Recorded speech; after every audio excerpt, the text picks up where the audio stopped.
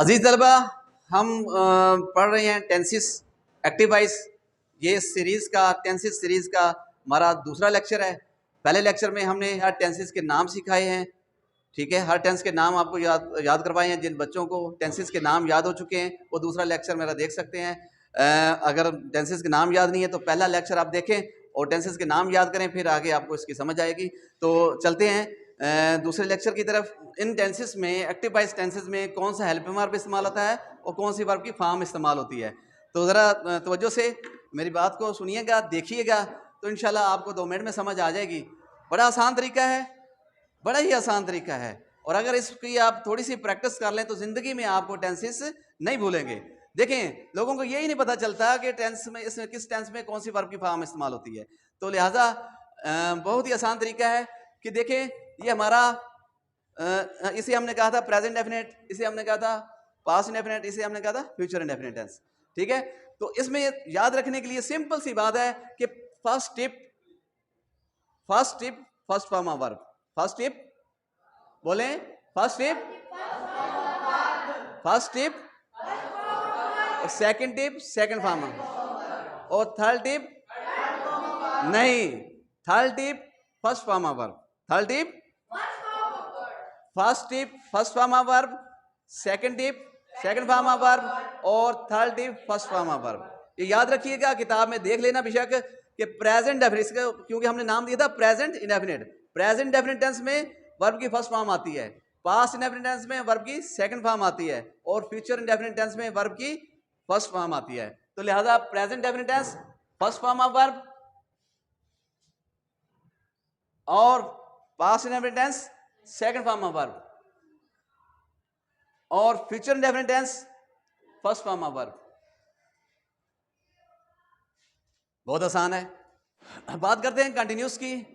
Continuous में एक बात याद रखिए कि जिस टेंस के आखिर में न्यूस आ जाए, जिस टेंस के आखिर में, एक्टिव वॉइस की बात कर रहे हैं, एक्टिव वॉइस में जिस टेंस के आखिर में न्यूस आ जाए उसमें वर्ब की फोर्थ फॉर्म इस्तेमाल होती है। आसानी के लिए फोर्थ फॉर्म कह रहा हूं, अदरवाइज क्या है, first form plus ING, first form of verb plus ING.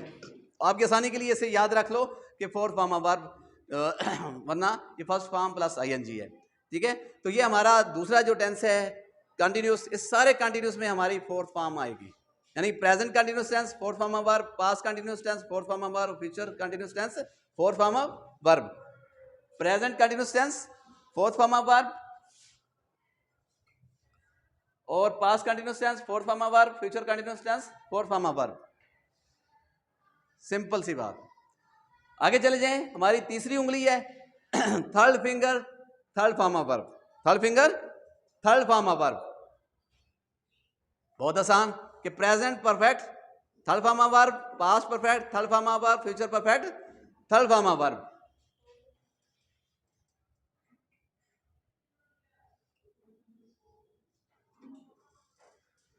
आगे एक को आपको फार्मूला बताया था कि जिस टेंस के आखिर में न्यूस आ जाए, ये क्या है, परफेक्ट कंटिन्यूस। अजीज तलबा, याद रखिए उंगलियों की तरतीब के लिहाज से फोर्थ फिंगर बनती है, लिहाजा फोर्थ फिंगर फोर्थ फॉर्म।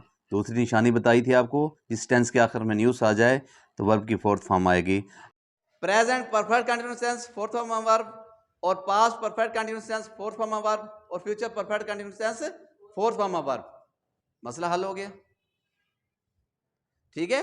तो ये तरीका है टेंसेस का है। इस तरह से आपने 1 बाय 1 करके आपने याद रख लेना है कि कौन से टेंस में कौन सी वर्ब की फॉर्म आएगी। तो इस तरह से आपको ये फॉर्म का मसला भी हल हो जाएगा। जी बच्चे, अभी हम बात कर रहे थे फॉर्म ऑफ वर्ब की। वर्ब की फॉर्म्स इस तरह से अगर आप याद कर, जिस तरह से मैंने बताया, तो इसको याद कर लें, इंशाल्लाह जिंदगी भर आपको फॉर्म ऑफ वर्ब नहीं भूलेंगी। आसान है ना? अच्छा, अब देखें, और भी आसान है कि इसमें हमने क्या इस्तेमाल करना होता है, हेल्पिंग वर्ब, अमदादी फेल इस्तेमाल करना होता है कि present indefinite tense first form of verb helping verb नहीं है, और past indefinite tense second form of verb helping verb नहीं है। क्यों नहीं है? कि सादा फिक्र है, जो सिंपल सेंटेंसेस में हेल्पिंग वर्ब इस्तेमाल नहीं होता, सिंपल सेंटेंसेस में हेल्पिंग वर्ब इस्तेमाल नहीं होता। ये अभी मैं आपको सिंपल सेंटेंसेस सिखा रहा हूं। जब हम इन इंटेरोगेटिव और नेगेटिव सेंटेंस करेंगे तो इसमें फिर हेल्पिंग वर्ब जरूर इस्तेमाल होगा, यहाँ डू डज इस्तेमाल होगा, यहाँ डिड इस्तेमाल होगा, ठीक है। लेकिन सादा सेंटेंसेस में यहाँ हेल्पिंग वर्ब नहीं आएगा। और future indefinite tense first form of verb है हेल्पिंग वर्ब विल या शैल। और इसी तरह प्रेजेंट कंटिन्यूअस टेंस में is am are helping verb इस्तेमाल होगा, और पास्ट कंटिन्यूअस टेंस में वाज वर हेल्पिंग वर्ब इस्तेमाल होगा, और फ्यूचर कंटिन्यूअस टेंस में विल बी शैल बी इस्तेमाल होगा, और प्रेजेंट परफेक्ट में हैज हैव इस्तेमाल होगा, पास्ट परफेक्ट में हैड, और फ्यूचर परफेक्ट में विल हैव शैल हैव इस्तेमाल होगा। प्रेजेंट परफेक्ट कंटिन्यूअस टेंस में हैज बीन इस्तेमाल होगा और हैव बीन इस्तेमाल होगा, पास्ट परफेक्ट कंटिन्यूअस टेंस में हैड बीन इस्तेमाल होगा, और फ्यूचर परफेक्ट कंटिन्यूअस टेंस में will have been shall have been इस्तेमाल होगा। तो ये तो हेल्पिंग वर्ब थे। इस तरह से आपने टेंसेस के नाम याद करते हुए अब आपने मिला के टेंसेस का नाम बोलना है, और साथ आपने फॉर्म ऑफ वर्ब बोलनी है, और साथ ही आपने हेल्पिंग वर्ब याद कर लेना है।